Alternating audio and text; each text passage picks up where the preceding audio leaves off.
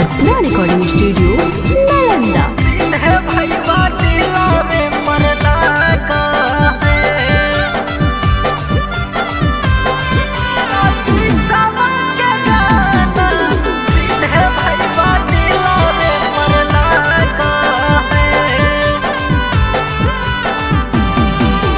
तोड़ी दिलक वादा कसम तोड़ी दिलक दिलवा तोड़ी दिलक प्यार के बंधन मारे तोड़ी दिलक वादा कसम तोड़ी दिलक दिलवा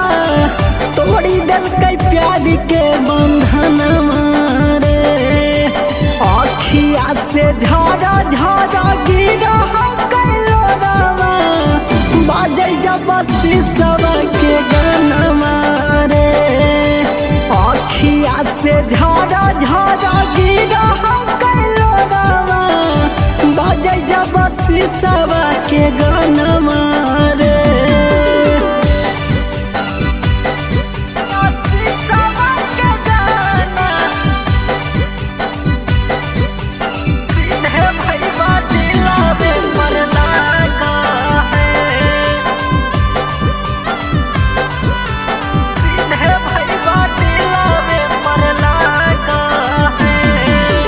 सोची सोची लागा कई गई जनमा रही गल आधा बचनिया रे सोची सोची लागा कई गई जनमा रही गल आधा बचनिया रे निरमल बिनो है के नहीं प्यार हो पूरा रही गल अधूरे कहानियाँ रे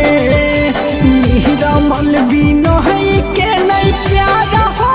पूरा रही गल